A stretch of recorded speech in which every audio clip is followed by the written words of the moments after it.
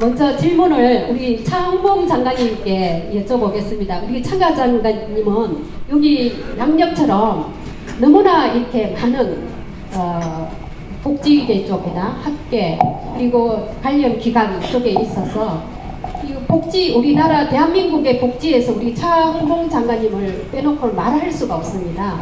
그래서 차 장관님 우선 우리나라 사회복지가 어떻게 걸어왔는지 거기에 대해서 조금 답변해 주시면 제가 예, 제가 먼저 이 답변하게 됐네요. 보자, 그 답변하기 전에 먼저 오늘 이 행사를 주최하고 들어가는 선진 복지사회연구회 오늘이 아마 10년이 된 뜻깊은 날이 같은데 제가 10년을 제가 진심으로 축하 인사를 먼저 합니다. 10년 전에 이 단체가 만들어질 때 우리 이정숙 회장이 선진 사회복지연구회를 만들겠다 이렇게 저한테 자문을 한 적이 있었는데요. 제가 그걸 선진 사회복지 하지 말고 선진 복지사회연구회로 바꾸자.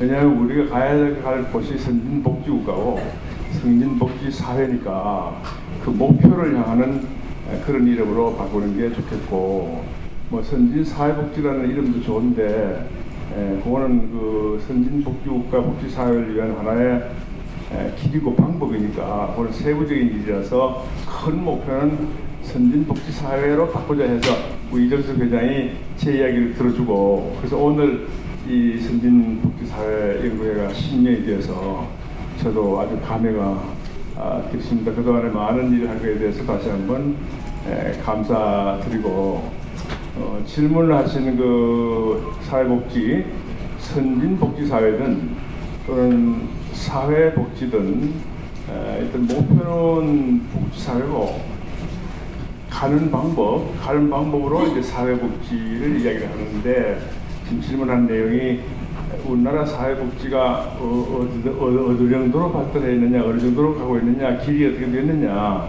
그리고 우리나라가 선진 복지사회까지 가는 길이 어떻게 되느냐, 이런 질문을 저한테 하셨는데, 이 자리에 참석하신 여러분들도 모두 복지사회, 사회복지 이야기하는 데는 뭐 많이 들어서 잘 아실 텐데, 선진복지사회, 선진복지국가 라는 거하고 선진사회복지 할 때요, 사회복지라고 하는 말은 국민들이 모두 복지, 잘 사는 상태가 모두 골고루 더불어 함께 모두 잘 사는 상태를 사회복지라고 하고, 그런 그 사회복지 상태가 다 이루어진 사회가 복지사회니까 목표 개념으로 우리가 복지사회를 뭐 복지사회에서 모든 사람들이 잘 산다 해서 천당같이 전부 잘 사는 그런 사회 이 세상에는 없고, 현실적으로 어떤 그 하나 등산에 비유하면요,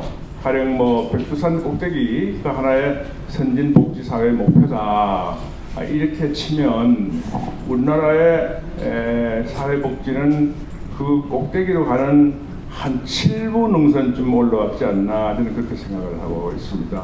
그리고 뭐 꼭대기가 10이면 우리 한 7부 능선쯤은 올라왔다, 저는 그렇게 봅니다.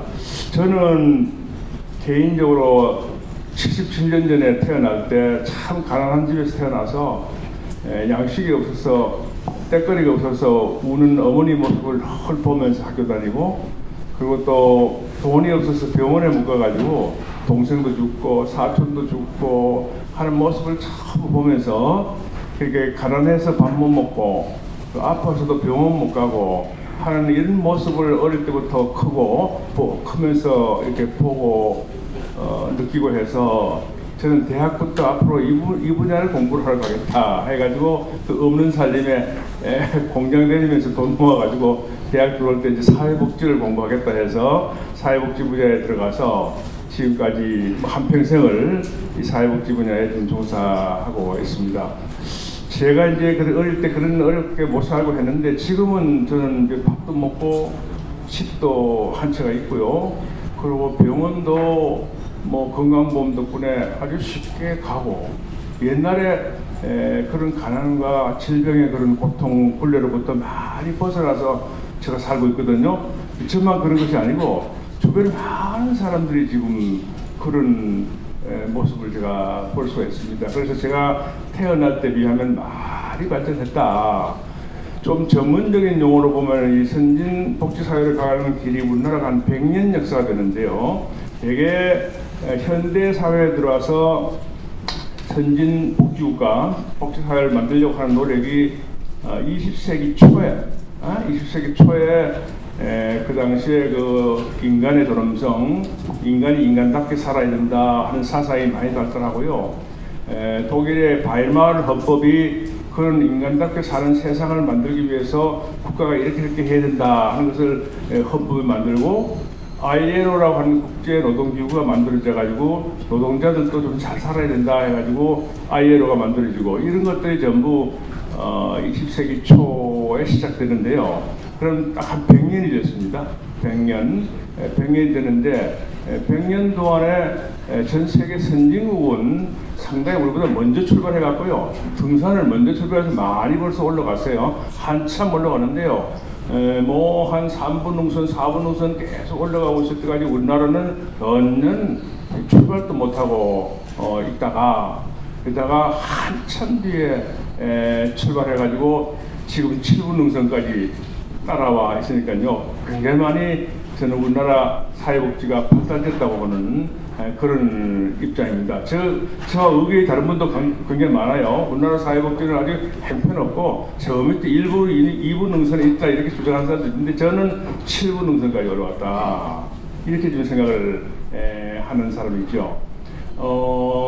그게 이제 우리 20세기 전체로 보면은 우리는 일제강점기의 통치도 받았고, 또 해방 후에 남북이 분단되고, 그리고 또 아주 어려운 전쟁도 하고, 그리고 조상 대대로 내려왔던 그 가난의 굴레 때문에 그런 그 가난에서부터 벗어나기가 굉장히 어렵고, 국가가 대한민국 정부가 만들어졌지만 경제적인 능력이 없기 때문에 복지를 할 수가 없었습니다. 그래서 외국 원조가 가가지고 처음 고아원 애들 도와주고, 그런 시대를 처음 졸업하다 보니까 그건 20세기 후반까지 온 거죠. 그러니까 100년주에서 앞에 한 47, 60년 정도는요 거의 복지를 못했습니다. 우리 한국이 사회복지를 이제 한번 해보자 본격적으로 그렇게 시작한 거는 1970년대 말입니다. 지금부터 딱 40년이 됐습니다. 40년 동안에 다른 나라에 비해서 늦게 출발했지만 굉장히 빠르게 7부 능선까지 올라왔으니까 저는 참으로 다행스럽다 이렇게 생각을 합니다. 이 7부 능선의 내용이 뭔가 하는 건 제가 이따 혹시 질문이 나오면 답변 드리기로 하고, 우리나라 한국의 사회복지의 현재 상황은 전체적으로 늦게 출발했지만 많이 발달해가지고 와 있다. 그러나 아직도 남은 3부 능선이 깔딱고개도 있고, 등산하면 여러분들 깔딱고개라는 게 있잖아요. 7부 능선쯤 올라가면요 아주 깔딱고개를 넘어야 정상에 올라가는데, 우리 앞에서 깔딱고개도 남아있고 하기 때문에 정상에까지 올라갈 때까지는 아직도 우리가 과제가 많이 있습니다. 그러니까 이 정도로 지금 우리 사회복지가 발달되어 왔다 하는 게 제 개인 의견인데, 다른 분들 의견은 어떠신지 모르겠는데 이 정도로 좀 답변하고 넘어가죠. 예. 예, 우리 차봉 장관님께서 아까 전에 서두에 말씀해 주시는데, 우리 연구회가 처음에 사회복지 연구회를 했는데요. 복지에는 사회복지도 있고 교육복지도 있고 문화복지도 있는데, 우리 앞으로 지향할 게 선진복지국가다. 그래서 이 선진복지국가로 이렇게 했으면 좋겠다고 말씀해 주셔서 그때 우리가 정말 바꿨는데, 정말 성경 지명이 있으셨던 것 같습니다. 예. 그때 그렇게 했기 때문에 저희가 지금까지 오지 않았을까 이렇게 생각을 하고 있습니다. 그 장관님께요. 처음 질문은 좀 사회 어떻게 발전되어 왔는가 여기에 대한 질문을 드렸는데, 그러면은 지금 특히 차 장관님께서 우리나라 노인복지 그 보건복지부에 계실 때도 노인 우리 관련된 법 같은 거 노인복지법이라든지 노인장애요양보호법이라든지 노인과 관련된 많은 법들과 이렇게 정부에서 직접 만드시고 또 그 이후에도 계속 그쪽에 일을 많이 해오시고 지금도 노인 관련된 일을 또 많이 하시고 관여를 하고 계시는데 우리 사회복지 쪽에서 여기 지금 오늘 중장년 분들이 좀 많이 오셔서 그런 중장년 세대를 포함한 노인복지 이런 것들 그리고 에 대해서 조금 더 말씀을 나눠주실 수 있을까요? 네. 노인복지에 대해서 조금 전에 우리 성규탁 교수님이 가족, 개인, 가족, 국가 사회의 어떤 그 책임, 그 분담에 대해서 말씀하셨는데 노인복지의 하나의 모델의 아마 궁극적인 답은 지금 우리 성규탁 선생님께서 내놓았다고 생각하고 저도 그건 동감입니다. 개인의 책임, 가족의 책임, 그리고 국가와 사회의 책임. 그러니까 말씀으로 자식들이 하는 부모에 대한 효와 국가 사회가 하는 효가 서로 합쳐져 가지고 노인들한테 효를 하는 게 좋다. 저도 그때 전적으로 동감입니다.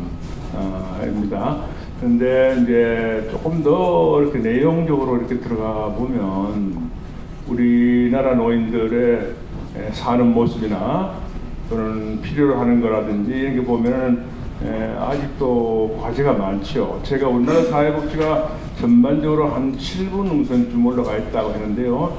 노인복지도 크게 보면 역시 그 틀에서 그렇게 많이 올라가 있습니다. 근데 과거에 우리나라의 노인복지는 국가에서 하는 제도라는 것이 아무것도 없었습니다. 제로 상태였기 때문에 그렇기 때문에 노인들의 복지는 국가사회에서는 아무 하는 게 없고 전부 자식들한테 맡겨놓고 개인 책임 내지 가족의 책임으로 맡겨놨었죠. 그래서 노인복지가 없었던 건데 예를 들면은 중풍이나 이런 그 만성질환으로 노인들이 집에서 누워 지내면 옛날에도 근무들이 많았거든요. 치매에 걸리면 노망 들었다고 하고 그리고 또 중풍으로 쓰러져 누워 있으면 방에 누워가지고요 5년이고 10년이고 그냥 누워 있는데 그때 그 노인들을 누가 돌봤을 것 같습니까? 여러분들 선배나 주변에 하는 이야기 다 들어보셨을 텐데요. 그거를 전부 아들, 딸, 며느리, 가족이 좀 돌봤었죠. 그런데 그 돌보는 것이 굉장히 힘들었습니다. 그래서 무슨 긴 병에 효자 없다는 이야기도 나오고요. 고래자이라는 얘기도 나오고 가족의 책임 맡겨놨는데 가족이 감당하기가 참 어려웠던 시절이 옛날입니다. 그게 불과 3, 40년 전까지도 그랬습니다. 올해도 안 됐습니다. 3, 40년 전에.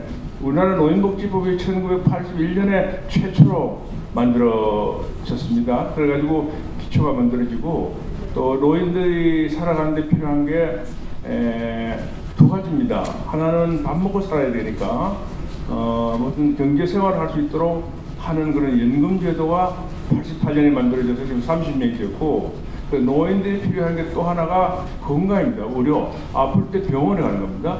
근데 이 병원에 가는 거는 지금 40년 전에 건강보험제도가 만들어져서 지금 우리나라 노인들이 병원에 많이 갑니다. 아주 자주 갑니다. 제가 고향이 농촌인데 농촌에 가보면 우리나라 노인들이 거의 병원에 가서 삽니다. 매일 병원에 출근을 합니다. 제가 장관 시절에 우리 고향에 어떤 그 못 사는 노인 한 분을 제가 인사차 방문하러 가는데요. 물론 군에서 연락해가지고 그쪽에서 준비를 하고 있었는데 제가 찾아갔더니 그 할머니가 마루에서 저를 맞이하면서요. 제가 이제 큰 절을 이렇게 하니까 저를 딱 쳐다보더라고요. 그래서 할머니가 어디 아프십니까? 괜찮으십니까? 했더니 대답을 한참도 못하다가 어제 저녁에 잠을 한숨도 못 잤습니다. 그 웬일이십니까? 하니까 보건복지부 장관이 온다고 해서 자기가 매일 공짜로 병원을 가고 있는데 지금 아파서 왜냐면 돈을 한 푼도 안 들고 매일 의회 병원에 가고 있는데 무슨 조사를 하러 나오는가 이렇게 생각했다는 겁니다. 그거 못 사는 노인이기 때문에 나라에서 의료보호 지금 의료급여제도로 해서 무료로 전부 병원을 이용하도록 나라가 만들어놨거든요. 근데 그 할머니는 그런 것을 모르는 거죠. 그러니까 우리나라 노인들이 사는 제도가 이렇게 과거에 비해서는 엄청 발전한 거죠. 그래서 병원 가는 거 또는 밥 먹고 사는 거 이런 것이 많이 발전돼서 왔는데, 최근에 만든 제도 중에서 아까 중풍침이나 이렇게 해서 몸져 누워있고 거동이 불편하고 할 때 전부 자식들이 돌보던 이 노인들을 국가가 노인장기요양보험제도라는 것을 만들어서 11년 전부터 시작해서 작년 1년도 안에 60만 명 노인이 이 제도에 따라서 요양보호사 도움을 받고, 그리고 또 주간센터 나가고 요양원도 나가고 이렇게 하고 있습니다. 그 60만 명이 과거 몇십 년 전에는요, 전부 집에 누워서 자식들이 돌보던 할아버지 할머니인데, 지금은 전부 사회적 제도가 만들어져서 사회적 효로 이렇게 도움을 받고 있거든요. 이것이 노인복지이죠. 밥 먹고 사는 문제는 아직도 완전히 해결됐다고 보기 어려워요. 특히 연금제도가 우리나라가 늦게 발달해가지고 국민연금이 불과 한 30년밖에 안 됐기 때문에 노인들 중에서 현재 연금 받지 못하는 사람이 많았어요. 국민연금제도에 따라서. 그러다가 2014년 5년 전부터 기초연금이라는 걸 만들어서, 그래서 이제 한 달에 20만 원씩 또는 30만 원씩 지금 노인들한테 거의 전체 노인 인구의 70%니까요. 그건 500만 노인한테 기초연금이 도입합니다. 지금 그 20만 원, 30만 원 받는 노인들이요, 지금 아무 말씀을 안 하십니다. 제가 조사하러 나가보면요, 그걸 받는다, 안 받는다, 받으리 좋다, 이런 일체 말을 하지 않습니다. 그것을 옛날에는 상상을 못하던 돈이 제 주머니에 들어왔거든요. 그래서 제가 이렇게 물어봅니다. 할머니, 그 돈을 좀 어디서 쓰십니까? 안 쓴다.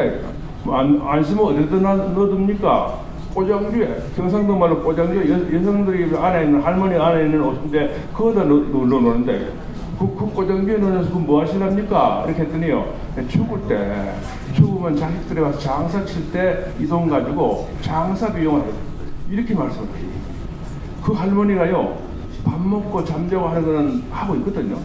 그렇게 나라에서 기초연금 주니까 꼬장주에 넣어놓고 있는 겁니다. 그런 식으로 이제 기초연금도 발달하고 있고, 또 아까 이야기한 대로 건강보험 때문에 병원도 많이 가고, 그렇게 해서 전반적으로 노인복지는 많이 발전했는데, 그런데 과학자들이요, 전문가들이 통계를 낼 때 보면은요, 노인 빈곤율이 우리나라가 세계 1등이라고 그러거든요. 전혀 틀린 이야기입니다. 저도 이 전문가지만 그 통계는 완전히 틀린, 전 세계 200개 나라에서요, 우리 한국이 노인 빈곤율이 1등이다. 이렇게 말하는 그 택도 없는 이야기를 합니다. 제가 아프리카, 아시아 많은 나라 가봤는데요, 우리나라 노인보다 못 사는 노인이 엄청나게 많습니다.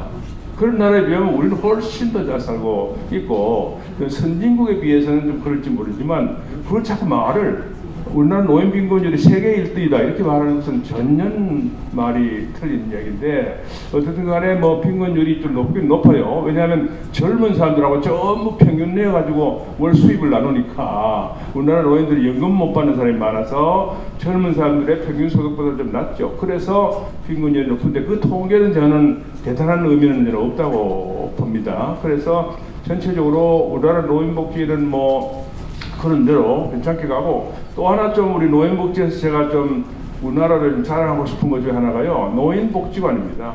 전 세계 노인복지관이 우리나라만큼 저렇게 프로그램이 잘 된 나라가 없습니다.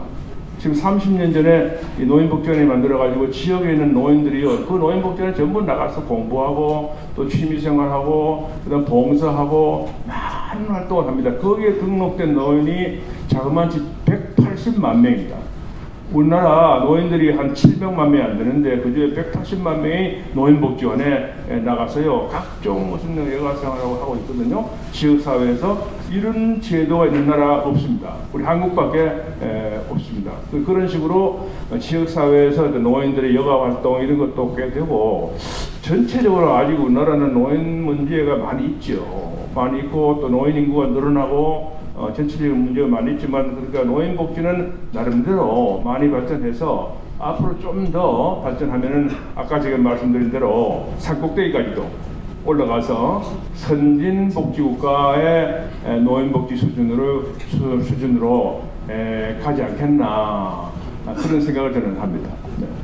제가 추가로 이어서 이제 우리나라 노인복지관에 대해서 이제 말씀을 하셔서 추가로 좀 질문을 하고 싶은데, 우리 지금 현재 우리나라 그 노인이라 대변을 하는 거라 단체로 단체가 대한노인회인데요. 그게 지금 저희 시어머니도 바로 옆에 노인정이 있는데 잘 안 가세요. 근데 노인정이 전에보다 많이 시설이라든지 프로그램이 많은데 그래도 아직 잘 안 가는데, 제가 알기로는 그 노인정이 전국에 한 6만 8천 개 정도 되는데, 이게 노인정하고 대한노인회하고 관련을 그쪽에서 하는 걸로 관리하는 걸로 알고 있는데요. 지금 우리 노인 인구가 많고 또 노인을 대변하는 그런 큰 단체에서 우리 노인들을 어떤 여러 가지 권익이라든지 인권이라든지 이런 역할을 많이 해줘야 하는데, 그런 부분들이 주위에서 보면은 조금 위험하다 이런 이야기도 좀 들려오고 하는데, 앞으로 우리나라 그 동네 6만 8천 개에 있는 노인정들이 어떤 역할을 해야 되고, 거기를 또 대변하는 대한노인회가 그런 역할을 또 어떻게 해야 되는지, 거기에 대해서 좀 추가로 좀 질문 드려볼까요? 네, 알겠습니다. 노인복지와 연관해서 질문은 우리나라 전국에 있는 6만 4천 개인데요. 6만 4천 개의 경로당이 어떤 활동을 해서 그 6만 4천 개의 경로당을 모아놓은 것이 대한노인회인데, 대한노인회가 어떻게 해야 되느냐 이런 질문을 주셨는데, 우리나라 노인복지에서 참 중요한 그리고 어려운 과제죠. 우리나라의 대한노인회는 1969년에 창설이 돼서 딱 금년이 50년이 된 단체입니다. 50년. 69년에 이 단체가 만들 때 서울에서 전국의 경로당 대표들이 모여갖고 우리도 경로당 대표들이 모여서 우리도 노인회를 만들자 이렇게 해서 만들어진 것이 그것이 대한노인회고, 그게 물론 시도 노인회도 있고 시군구 노인회 전국 조직이 있는데, 대한노인회의 기본 조직,末端 조직은 경로당입니다.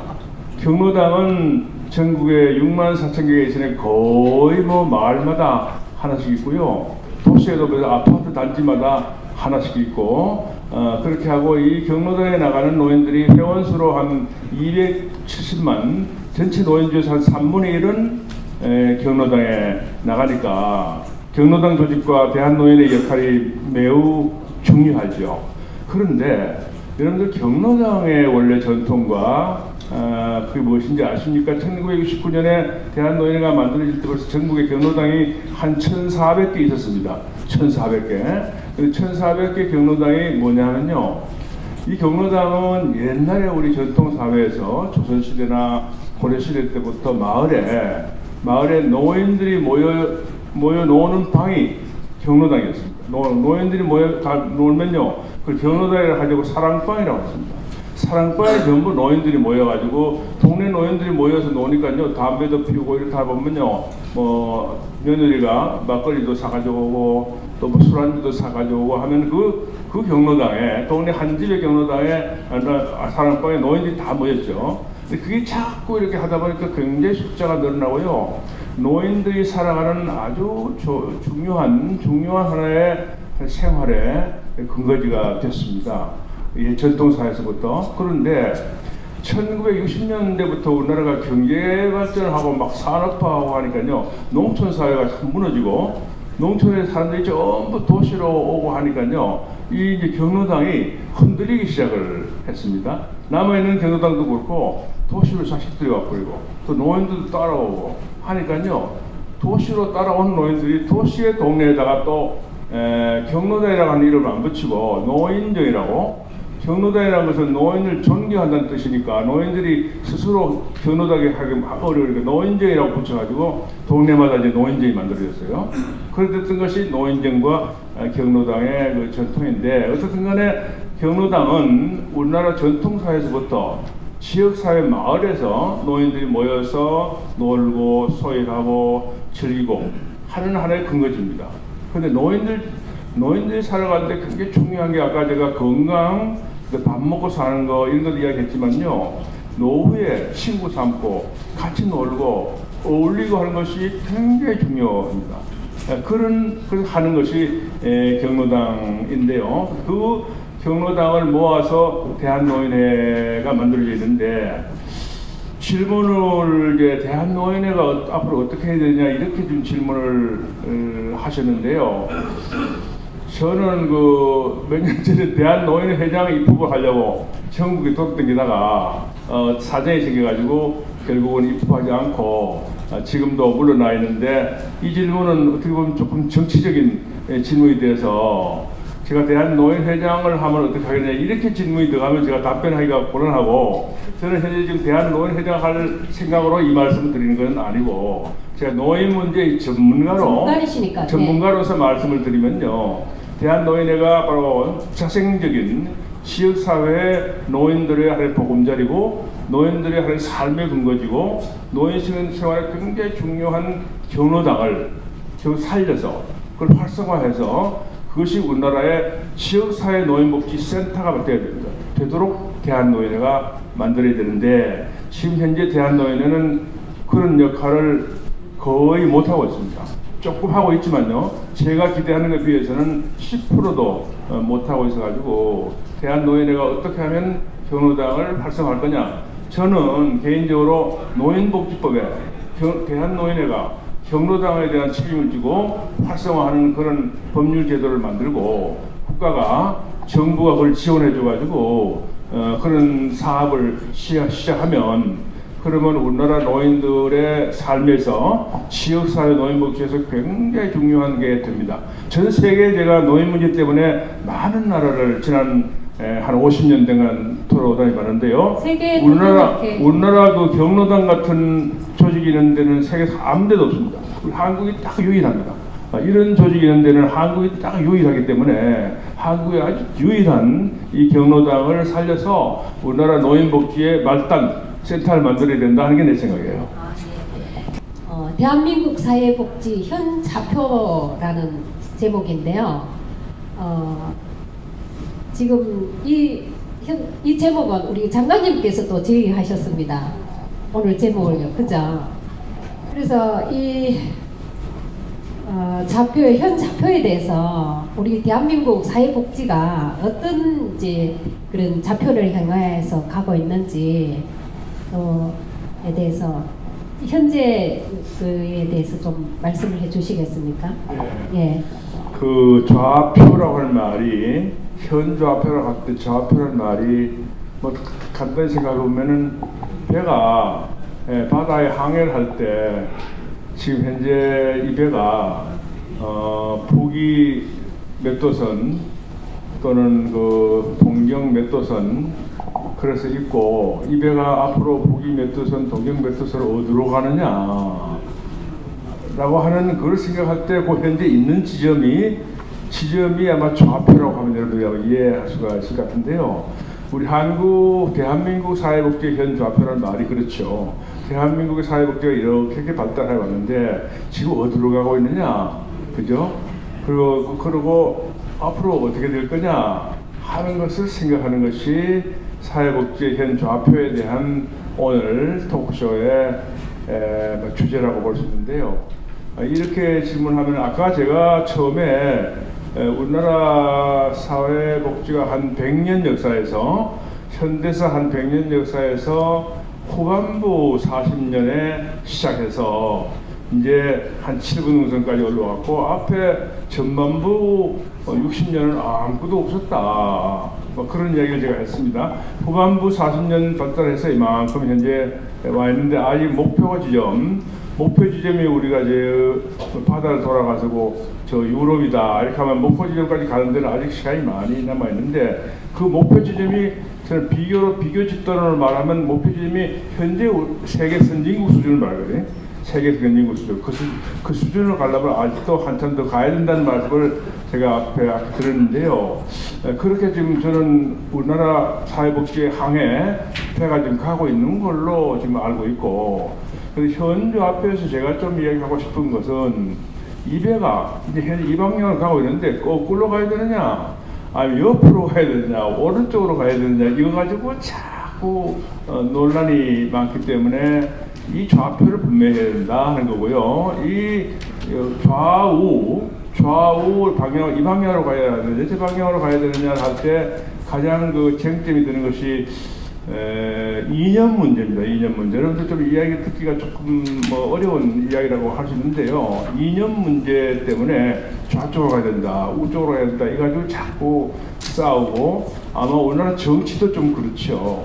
그래서 저는 우리나라 사회복지의 이념적 좌표를 분명히 설정해야 되는데, 현재 우리 대한민국 헌법에 우리나라 사회복지 이념적인 좌표는 자유민주주의를 바탕으로 하고, 그리고 시장경제를 바탕으로 하고, 그리고 어렵고 못 사는 사람을 도와서 이분들이 인간답게 살 수 있도록 도와주는 것을 목표로 하고 있는 것이 우리나라 현재 사회복지 이념적 좌표입니다.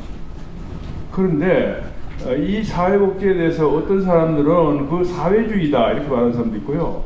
이건 완전히 자유주의다 이렇게 말하는 사람도 있고 해가지고 자유주의, 사회주의 이런 이념 가지고 자꾸 싸우고 있는데요. 저는 자유주의, 사회주의 싸우지 말고 사회복지는 복지주의다. 중간에 딱 서서 이런 자유주의, 완전 사회주의다, 이거 복지주의다 하는 주장을 저는 하고 있습니다. 복지주의의 이념적인 좌표는 그겁니다.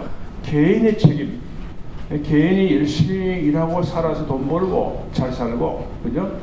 그 다음에 또 개인이 열심히 하지만 개인 힘으로 안 되는 부분도 많고 하니까 그거를 국가사회가 나서가지고 여러 가지 무슨 보험도 만들고 복지제도도 만들고 도와주고 하는 것이 우리 복지주의 유형의 사회복지 이념 취향입니다. 이 문제에 대해서 아직도 우리나라가 말하자면 뭐라고 할까, 의견 통일이 잘 안 돼 있고요. 서로 싸우고 있고, 실제로 우리 복지주의를 하고 있는 쪽에서도요, 좌쪽으로 가느냐 우쪽으로 기울어지냐 가지고 막 싸우고 있고, 그런데 결국 이 문제의 핵심은 사회복지 또는 복지사회의 기본이 인간이 살아가는데 필요한 여러 가지 뭐 물자, 물품, 먹는 거 또는 입는 거, 병원 가는 거, 이거를 누구 책임이냐, 누구 책임으로 할 거냐 하는 근본적인 문제이죠. 옛날에는 전부 개인이 책임지고 전부 다 하고 가족이 책임지고 우리 인류 역사에서. 그러나 근대 사회 이후에 산업사회가 되고 복잡하고 하다 보니까요, 개인 책임으로 그걸 다 해결하지 못하기 때문에 국가가 나서서 도와주는 것 때문에 되는데, 그 국가가 나서서 도와줄 때요, 크게 보면은 사회주의 국가라는 게 만들어져가지고 국가가 다 해주는 걸로, 국가가 공동 생산하고 분배하고 그 대신에 사유재산은 전부 몰수하고, 그렇게 해가지고 사회주의형으로 먹고 사는 문제를 해결하는 나라가 있었고, 옛날식으로 맨날 개인 책임하에 맡겨가지고 시장에서 네가 열심히 해서 먹고 잘 살아라 하는 쪽으로 해서 자유 시장경제 체제를 강조하는 양파가 있었는데, 지금 여러분들 전 세계 이런 거 근래 한 200년 동안의 인류 역사에서 이런 유형이 나눠져 있었는데, 지금 사회주의 국가로 복지를 하는 나라들이요, 그런 나라들이 지금 20세기에 한 100년 동안 실험을 해본 나라가 많죠. 그러니까 북한도 마찬가지입니다. 북한도 사유재산을 없애고요, 국가가 다 계획해서 경제를 만들고 하고 생산해서 좀 나눠주는 식으로 해서 먹고 사는 거, 밥 먹고 살고 그 다음에 또 병원도 가고 하는 걸 하죠. 그런데 북한이 지금 여러분들 보기에 사회복지가 잘 되어 있는 것 같습니까? 그렇죠? 여러분들 맨날 신문이나 볼 때 북한이 사회복지가 잘 되어 있느냐, 북한이요 먹는 것도 잘 해결 못한다니까요. 먹는 거. 그리고 수준이 형편없거든요. 사회복지를 하더라도 자꾸 수준이 높아져야 되거든요. 근데 북한은요, 지금 사회복지라는 게 형편없습니다. 북한에는 사회복지라는 말도 없습니다. 그런 식으로 사회주의 국가로 가서 국가가 계획적으로 전부 분배해주고 잘 먹고 잘 살도록 하는 건 이념적으로는 좋고 들어보면 참 이상적으로 좋은데 내용이 없어요. 북한에 여러분들 보건법이라는 게 있어요. 그 보건법 제1조가요. 모든 인민에 대한 무료 의료 서비스, 그것이 1조입니다. 돈 한 푼도 안 들이고 병원에서 전부 다 치료해준다 하는 것이 법률의 제1조입니다. 그런데 그 들어가 보면요, 그 무료 의료 서비스라는 내용이 형편없습니다. 내용이 엑스레이 기계도 제대로 없거든요. 그러니까 그 수준이 남쪽에 비해서는 택도 없는 거죠. 그러니까 모든 국민한테 똑같이 무료 의료 서비스 해준다고 하는 분배 정책의 원칙은 평등 이념이 좋지만 내용이 없으면 그 말짱 포항이잖아요. 그러니까 이 사회주의 복지라는 게 전부 그런 것이 문제고, 근데 반대로 이제 완전한 자유 시장 경제에 맡겨가지고 네가 다 먹고 사는 걸 책임져라 이렇게 하는 나라에서는 개인이 책임지는 게 굉장히 어려운 그런 문제도 많고, 미국 같은 나라는 자유주의 원칙을 굉장히 강조해요. 의료보험도 없습니다. 그래가지고 가난한 사람은 의료보험 못 드는 사람이 엄청나게 많고요. 그리고 아파도 병원을 못 가고, 또 아파서 병원 가면 치료비가 얼마나 가지고 합니다. 어린애 하나 나면요 돈이 5천만 원이에요. 5천만 원. 그러니까요 병원에 못 가잖아요. 그런 식으로 자유주의를 너무 강조하면 개인으로서는 그런 혜택을 받지 못하는 사람도 많기 때문에 이 복지주의라고 하는 말은요, 복지주의라는 말은 개인의 책임으로 열심히 하도록 하되 개인 책임으로 다 안 되는 부분을 국가가 도와주는, 그걸 제가 복지주의라고 했는데, 우리 한국은 마침 대한민국은 광복 후 마침 한 70년 역사에서 헌법에서 이런 복지주의 원칙의 사회복지 이념을 지금 채택했다고 저는 보고 있는데요.